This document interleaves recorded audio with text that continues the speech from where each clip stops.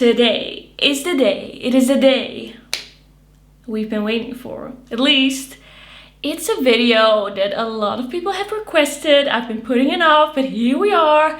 We're gonna do my thin and fine curly hair routine. I'm gonna show you how I get my hair to look like this. So let's get into it. So I filmed my whole routine. I'm gonna be talking over it, and I'm just gonna be explaining to you what I'm doing, what my steps are, what the thought process behind these steps is, and if you have any other questions and if you want to know anything else, just let me know in the comments. I will also link the videos that I did about my curls before in the description box. I did a video on ultimate tips for thin and fine curly hair, and I did a video about my favorite and least favorite products.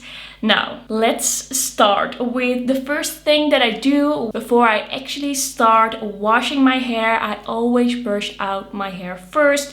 This is one of the only times I will ever brush my hair when it's dry. I know that people say that you shouldn't brush your hair while wet, but when you have curls and you brush your hair, it's like you break up the whole curl pattern.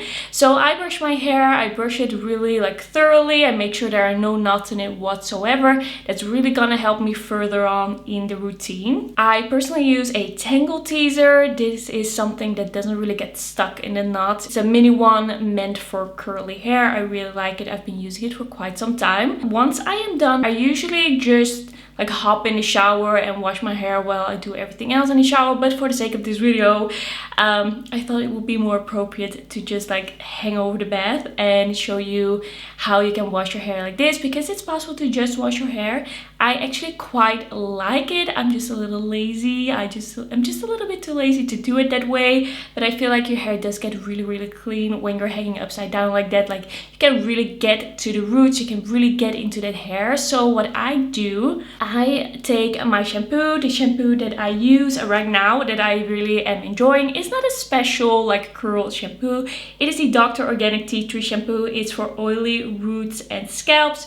Purify and balance. And I don't have super oily hair, but I do have a scalp that tends to need a little bit of help to get that balance to the scalp. It can get a little irritated, and I want to make sure there's not a lot of buildup there. I don't want my hair to be too heavy, and that is kind of an issue that you encounter when you have thin and fine curly hair. A lot of products can weigh your hair down, and if you don't properly wash all of the product buildup, all of the grease, all of the oil out your hair, that can really weigh your hair down, and you're gonna get a stringy result. You're not gonna get the volume that you want, and you're not gonna get the bouncy effect that you want in curly hair. That is one of the mistakes when I started my curly hair journey.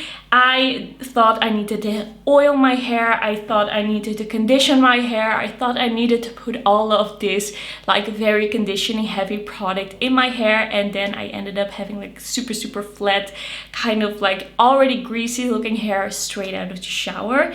So I really get in there with the shampoo. I shampoo twice, and both times I really shampoo for a minute. I make sure that it's really thoroughly clean, because that is gonna be the base that you want for all your styling products later on. And I make sure that I really get in there when I'm washing out this shampoo. Make sure that there is no residue of product in there. That's really important. Make sure that the product is totally out of your hair. At this point, I don't even own a conditioner. I don't feel like it does anything for my hair. It just creates this risk of weighing my hair down, and so I don't really feel like I need it. I do have to say I don't really have dry hair. My hair isn't damaged, it isn't dry. I don't have any of those issues. So if you do have drier hair, you can always opt for a little bit of a lighter condition. You can also condition your hair before shampoo if you feel like that helps you to add a little bit of that hydration, but not have this layer that's really too silky and heavy as the last thing you do. So you can really play around with this. I just like to keep my routine very simple. That is something that I like to do. I want it to be simple and quick, and I want it to be trustworthy. I want to know what my result is gonna be. Of course, curls are pretty unpredictable, but I always try to stick to the things I know. So now we have washed the hair. It is totally okay if you lose some hair. hair is gonna get stuck in your curls during the week. I wash my hair about 1 to 2 times a week, like every 5 to 7 days. I used to wait a little longer, but I have noticed that my hair looks better if I cut that time a little shorter between the washes. So I do wash a little more often now. I will wring out my hair a little bit because it's like super wet when I have done this. I will wring it out a little bit carefully. I'm not taking a towel or anything, just wring it out a little bit. And then I will take a comb and I will carefully brush through my hair with the comb. There shouldn't be any like knots in my hair at this point. It usually doesn't really happen, so I can now like brush my hair when it's wet. That's also why I use a comb, because I just want to kind of like separate out the hair, just make it all kind of smooth and ready for me to put product in. It's not a super necessary step, but I do feel like with my hair type, with this thin and fine curly hair type, you don't want to have too big of curl clumps. Like, we are always talking about curl clumps, like get the curl clumps, and I feel like the thicker your hair is, the more that works. But if you have thin and fine hair, you want to pull it apart without your hair being totally frizzy, but you do want to like get the curls a little smaller to get some volume, otherwise you can like look straight through your hair. And like, we want to get a little bit of that functional frizz, we want to get a little bit of that volume, we do want to get a little bit of that in there. So I do try to like separate my hair out a little bit and start before I put some product in. Then I take my product, I take the Curly Girl Curl Defining Gel. This one is with jojoba oil, pomegranate seed oil and aloe vera. And this one just works perfectly for me as a thing that really enhances my curl. I take about like a coin-sized amount. If I use too much of this, my hair will look a little stringy and it won't look really good throughout the week. And I also want my curls to last. Like, that is also something. I don't want them to look good for only a day. I want them to look good for longer. It's really important to me. Like, I feel like this routine is already quite time consuming, even though I keep it pretty simple. I don't do brush styling, I don't do any of that. But even though I keep it pretty simple, I just feel like I don't want to do this every day. I don't want to be styling my hair every day. So I want to like make sure that it kind of stays. So I just rake this through my hair. I use kind of like the praying hands method, but I also just go with my fingers through my hair. You can see in the clip, like, I really take my time to make sure that it's all over my hair. At this point, my hair is still soaking wet, very wet. After I have really like made sure this is distributed all over my hair, I will take a cotton towel. Actually, I have tried using a microfiber towel. That is what's usually recommended, but I felt like my curls came out a little bit more dry looking, a little bit more frizzy, so I'm taking this kind of cotton towel. Like, it's kind of, it works kind of like a cotton t-shirt. Like, you can find kind of like the thing that works for you for kind of like scrunching up the hair. I don't really like to dry the hair with it. I just take the towel and kind of like bring my hair to my head with my hands. I keep my hands kind of open. I try not to force this part too much. Like, I keep my hands kind of flat. I don't like scrunch too much. And with this, I kind of take away also the moisture in my hair and the product in my hair that is like too much. Like, my hair is gonna be wet at this point. I just want to kind of get this to a point where it's ready for me to blow dry it. After I have done this step, I will take a dry scalp treatment. I love using a serum on my scalp because I feel like my scalp gets pretty easily irritated. There are some dry flakes on my scalp.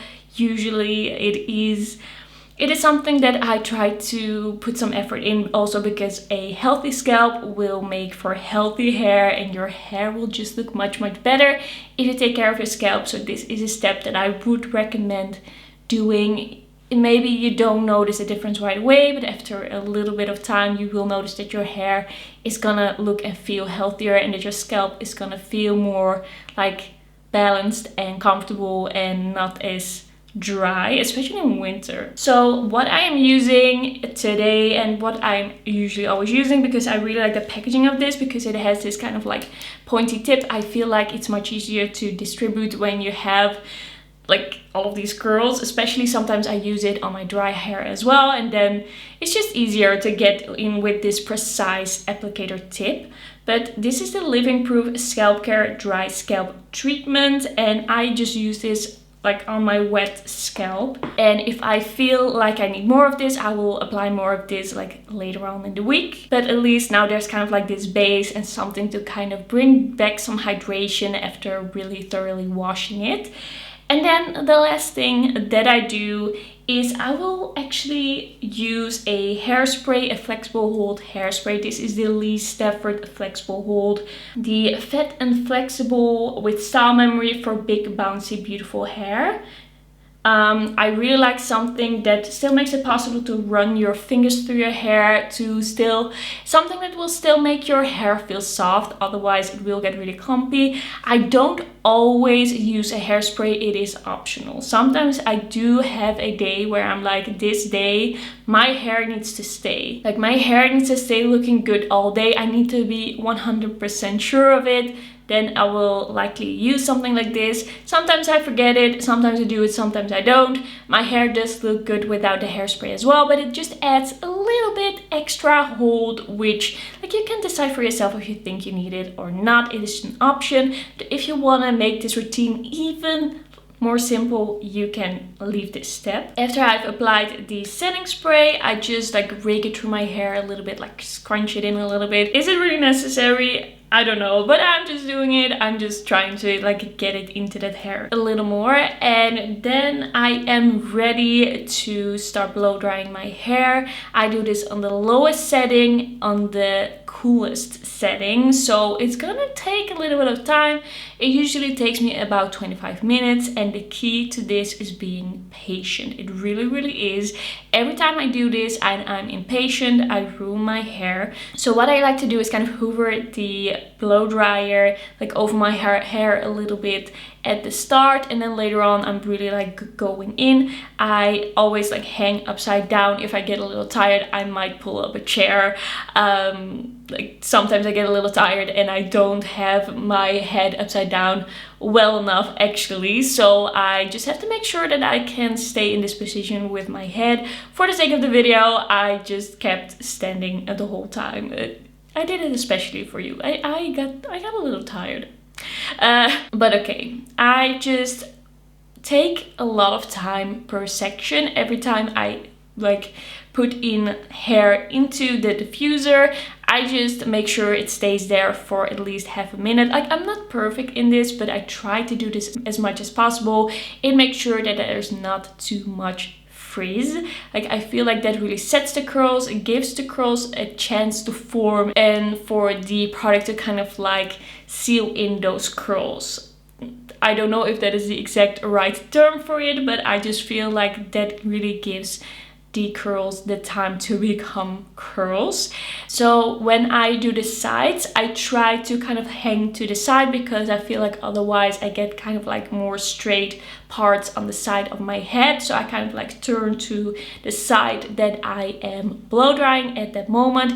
I try to not touch my hair too much with my hands because that will also make it more frizzy. So it's really about being slow, not touching your hair too much. Like sometimes I kind of check the hair in between, like after 10 minutes, 5 minutes, 10 minutes, 15 minutes. It's just me being a little impatient, but I try to not be that too much.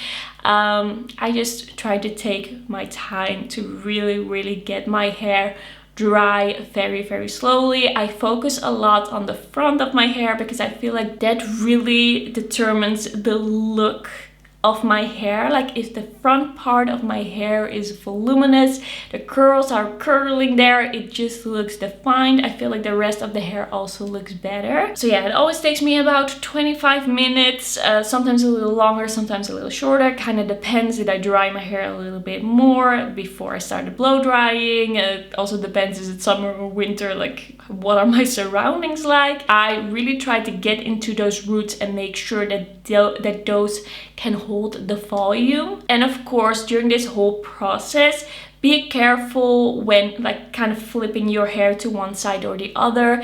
Like if you flip your hair too hard, you can kind of like lose the curls. Like flip the curls out of your hair, be a little careful, like kind of try to roll your head to not break apart the curls that you just scrunched in. And then at the end, when I kind of like come up for air, like I am no longer in this upside down position, I usually think, wow, what has happened to my hair? But then when I kind of take my time to finesse it, to kind of like pull apart some curls, to kind of like shake in the volume, to kind of see where I want my part to be, I usually do my part to this side. At the first day, it just naturally falls that way, but then later on in the week, it will fall more like into a middle part. I just let my hair decide basically, because if I try to force a part, it just looks horrible. So I just let it be. I let my hair be what it wants to be. I just follow the curls that are there. I just let them decide. If your hair is still a little crunchy at this point, you can kind of like scrunch it out. You can put your dryer, your blow dryer on a little bit of a higher heat and then scrunch out your hair. Some people also use an oil. I usually, with my routine, don't have crunchy hair at the end because I don't put in a lot of product. I want to keep it light. If I have crunchy hair at the end of this routine, I usually get stringy hair really quickly. Even if it looks good at the start, it will start to get stringy. So if you get to that point, like, it depends on your hair, maybe it's a little bit different from mine, but with me, with my hair, that doesn't really work. So then we have the end result. I just kind of like turned around a little bit for you.